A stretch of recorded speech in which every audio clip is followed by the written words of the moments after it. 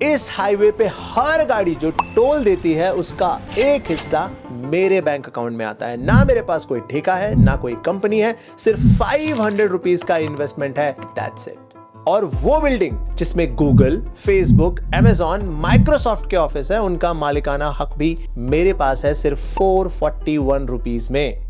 आज मैं आपको वो सीक्रेट बताने वाला हूं जो 90% इन्वेस्टर्स को पता ही नहीं है, रीट एंड इन्वेट। और इस वीडियो के एंड में आपको मैं एक ऐसा ट्रिक भी बताऊंगा जिससे आपको यह सोचना नहीं पड़ेगा कि कौन से रीट में इन्वेस्ट करो या इन्वेट में इन्वेस्ट करो, सब कुछ इजी करके। अगर आपने कभी सोचा है कि बड़ी कमर्शियल बिल्डिंग या हाईवेज में इन्वेस्ट करने के लिए ना करोड़ों रुपए चाहिए होंगे, तो वह आप गलत है। और अगर आपने रीट या इन्वेट का नाम भी सुना है तो शायद आपको यह पता नहीं होगा कि इनमें से एक 6% का रिटर्न भी दे सकता है और दूसरा 10 से 12। फर्क समझ लिया ना तो आपके पूरे पोर्टफोलियो का गेम पलट जाएगा। और टैक्सेशन इसमें कैसे काम करता है वो भी हम इस वीडियो के एंड में देखने वाले हैं। तो चलो इसको एक सिंपल एग्जांपल से समझते हैं। मान लो मेरे दोस्त राहुल के पास 5 लाख रुपए हैं और उसका सपना था कि एक कमर्शियल ऑफिस बिल्डिंग खरीदना, वो भी रेंटल इनकम के लिए। लेकिन प्रॉब्लम वही कि बिल्डिंग की कीमत 50 करोड़ रुपए और राहुल अकेला 50 करोड़ रुपए जुटा नहीं सकता। तो उसको एक आइडिया आया। आइडिया क्या आया कि काम करते हैं, 999 लोगों को ऐसे और ढूंढते हैं जिनके पास लगभग 5 लाख रुपए है और उन्हें भी ऐसा ही इन्वेस्टमेंट करना है। तो हर एक ने 5-5 लाख रुपए लगाए और टोटल 50 करोड़ इकट्ठा हो गए। अब ये पैसे से एक ट्रस्ट बनाया, प्रोफेशनल मैनेजर्स ने बिल्डिंग खरीदी एंड देन किराया आना शुरू हो गया। और वो किराया कानूनन 90% सीधा इन्वेस्टर्स के अकाउंट में आता है। बचा हुआ 10 रुपए ऑफ कोर्स ऑफिस वर्क और इनके लिए वो संभाल के रखते हैं। अब इसमें ट्विस्ट ये है कि राहुल को अब वेट नहीं करना पड़ता कि कोई उसका हिस्सा खरीदे। यही ट्रस्ट पूरा का पूरा स्टॉक एक्सचेंज पे लिस्ट हो गया, यानी कि जब मन करे, जिसको मन करे, उस पर्टिकुलर बिल्डिंग में वो हिस्सा खरीद सकता है। और अगर आपके पास पहले से हिस्सा है और आपको लगता है कि मुझे अपना हिस्सा बेचना है तो आप बेच सकते हो। और इसी को कहते हैं रीट, यानी कि रियल स्टेट इन्वेस्टमेंट ट्रस्ट। अब सोचो यही केस नॉर्मल वर्ल्ड में लेकर के आते हैं, जहां पे अगर आपने कोई फ्लैट खरीदा या जमीन खरीदी, इतनी आसानी से आप बेच नहीं सकते हो। यहां पे लिक्विडिटी सबसे बड़ी पावरफुल चीज है एंड यील्ड वो तो अच्छी है ही, जिसको हम आगे अभी डिस्कस करेंगे। और हां, इंडिया में अभी सिर्फ 6 रीट ही लिस्टेड है, embassy, Mindspace, Brookfield India, nexus, knowledge reality and सबसे नया अभी जो बागमानी लिस्ट हुआ है।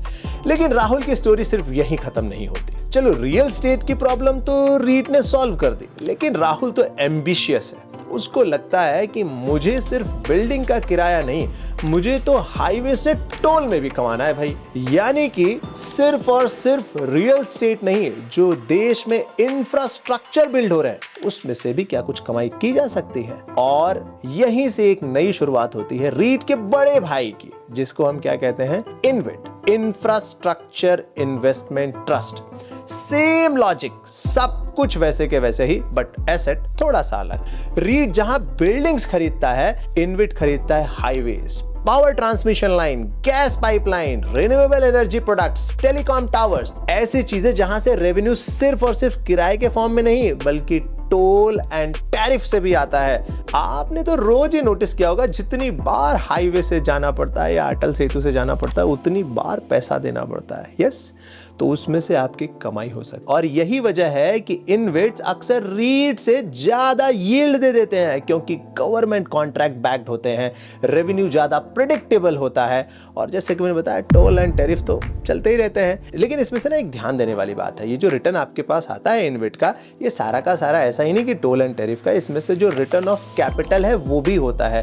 यानी कि प्रॉफिट का हिस्सा तो आपके पास आ ही रहा है, प्लस आपने जो पैसा लगाया वो उसमें से भी थोड़ा बहुत पैसा जो है वो आपके पास आता है। वो टैक्स वाले सेक्शन में हम समझेंगे, क्योंकि यहीं पे 90% लोग गलती करते हैं। टैक्स वाला सेक्शन समझना बहुत ज्यादा जरूरी है, तो वो हम लास्ट में लेते हैं। अब असली सवाल, अगर 6 रीट हैं तो खरीदूं कौन से वाले में इन्वेस्ट करूं? लोकेश एम्बेसी वाले में, माइंडस्पेस वाले में, ब्रुकफील्ड वाले में?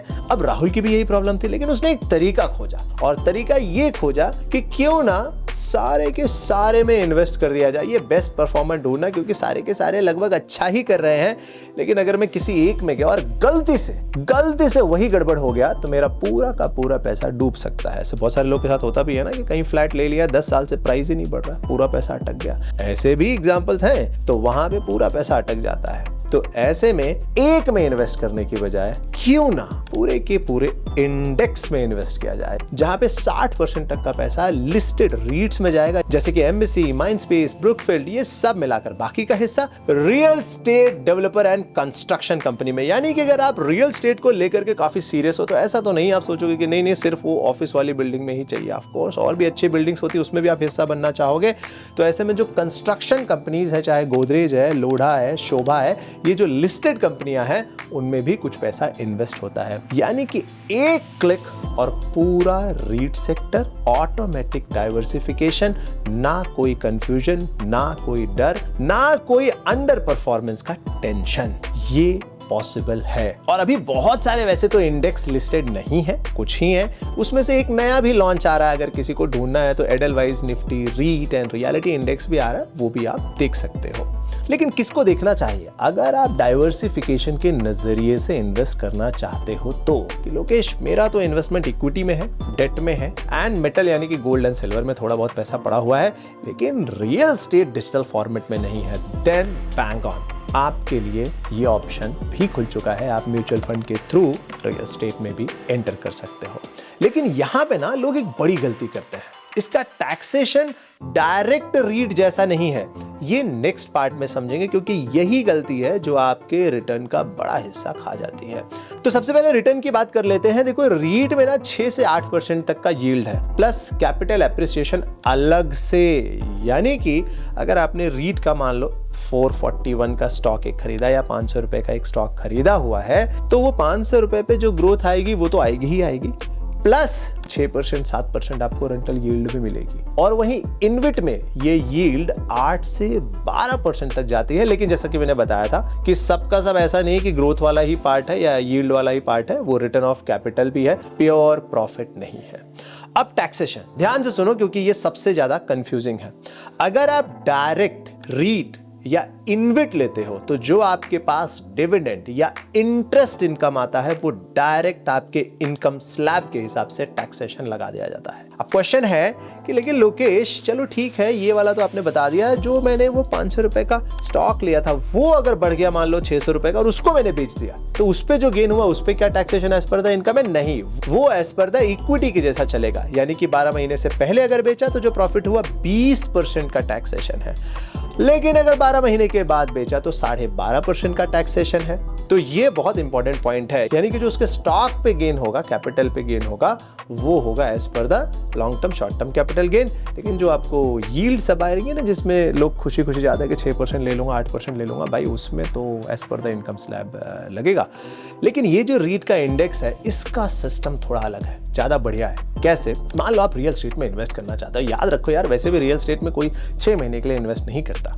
तो अगर आप ये रियल स्टेट के नजरिए से इसमें पार्टिसिपेट करना चाहते हो और म्यूचुअल फंड में वही रीट का जो डिविडेंड, इंटरेस्ट इनकम वो सब आएगा ना, वो आपके ही बिहाफ पे री इन्वेस्ट हो जाएगा, उस पे आपको कोई स्पेशल टैक्स नहीं लगने वाला है। लेट मी रिपीट, जो आप डायरेक्ट जब रीट और इनविट ले रहे थे तो आपके इनकम स्लैब के हिसाब से जो यील्ड आ रही थी उस पे टैक्स लगता था। लेकिन अगर यही म्यूचुअल फंड के थ्रू से आप ले रहे हो तो उसमें भी यील्ड आएंगे, लेकिन वो यील्ड आपके ही नाम पे री इन्वेस्ट हो जाएंगे अगर आपने वो ग्रोथ वाला सेगमेंट सिलेक्ट किया है तो। एंड जो एप्रिसिएशन होगा वो अगर आप 24 महीने बाद बेचते हो, याद रखो यहाँ 12 महीने की भी बात नहीं कर रहा हूं, 24 महीने बाद बेचते हो तो फिर जो है वहां पे भी long term capital gain tax यानी कि 12.5% वाला टैक्सेशन लगेगा। 24 महीने के पहले बेचोगे तब जितना भी गेन है वो सारा का सारा as per the income slab में आ जाएगा। तो ये 100% नोट कर लो, यहीं पे सब लोग ब्लंडर करते हैं। तो मेरा सिंपल सा थॉट प्रोसेस है, अगर आप डाइवर्सिफिकेशन के नजरिए से रियल स्टेट में एंटर करना चाहते हो then mutual fund is one of the best option to enter into this. See, mutual fund means नहीं कि सब कुछ के लिए आप म्यूचुअल फंड कर रहे हो। म्यूचुअल फंड एक लार्जर अम्ब्रेला है, उसके अंदर इक्विटी है, डेट है, गोल्ड है, सिल्वर है, रियल स्टेट है, इनविट है एंड मेनी मोर चीजें और भी हैं। By the way international diversification, सब कुछ उसके अंदर वो एक लार्जर अम्ब्रेला है, उसके थ्रू आप करते हो तो टैक्सेशन वाइज थोड़ा बहुत आपको बेनिफिट होता है। तो ये पॉइंट जरूर ध्यान रखना है कि अगर आप लॉन्ग टर्म इन्वेस्टर हो और सिर्फ इक्विटी डेट में अभी तक खेल रहे थे, देन तीसरा एसेट ऐड करने का टाइम आ चुका है। बाय द वे तीसरा नहीं, चौथा भी एसेट होना चाहिए। मेटल भी आपके पोर्टफोलियो में होना चाहिए, लॉन्ग रन में वो काम करता है। वरना फिर क्या होता है, कई बार इक्विटी नहीं चलता और मेटल चलता है तो आदमी परेशान हो जाता है, यार मेरा तो पोर्टफोलियो ही नहीं चल रहा है। तो थोड़ा बहुत डाइवर्सिफिकेशन होना चाहिए। तो अब आपके पास 3 रास्ते हैं, या तो आप डायरेक्ट रीट खरीद लो अगर आपको ऑफिस रियल एस्टेट पसंद है तो, या तो फिर आप डायरेक्ट इनविट खरीद सकते हो हायर यील्ड के लिए, थोड़ा सा ज्यादा रिस्क लेने के लिए, और आप चाहो तो इंडेक्स फंड ही खरीद सकते हो, रीट का इंडेक्स फंड डाइवर्सिफिकेशन के लिए एंड बिना किसी टेंशन के। तो आप मुझे कमेंट में बताओ कि आपको रीट इनविट पूरा समझ में आया कि नहीं समझ में आया, और हाँ आप कौन सा सिलेक्ट करोगे, डायरेक्ट एंट्री करना या वाया म्यूचुअल फंड एंट्री करना। सो अगर आपको ये वीडियो काम का लगा तो प्लीज डू कमेंट। बाकी मिलते हैं नेक्स्ट वीडियो में। Thank you so much, bye and जय हिंद। यार एक इंपॉर्टेंट पॉइंट, इतना पावरफुल हमने वीडियो बनाया है मुरुगप्पा ग्रुप पे, कैसे 125 साल पुराना ग्रुप आज इतना बड़ा एम्पायर बन गया है। एक 14 साल के लड़के ने किस तरह से मुरुगप्पा ग्रुप को पूरा का पूरा तैयार किया, ये वीडियो आप देखो, you will be mind blown. This is one of our powerful video and one of our best video. और हम ऐसे और भी फैमिली फाइनेंस पे और 12 वीडियो उतारने वाले हैं। May be will release more, but 12 video तो हमने ऑलरेडी सिलेक्ट कर रखे हैं, वो हम डेफिनेटली उतारेंगे। So subscribe the channel and watch this video. मिलते हैं नेक्स्ट वीडियो में। Thank you so much, bye and जय हिंद।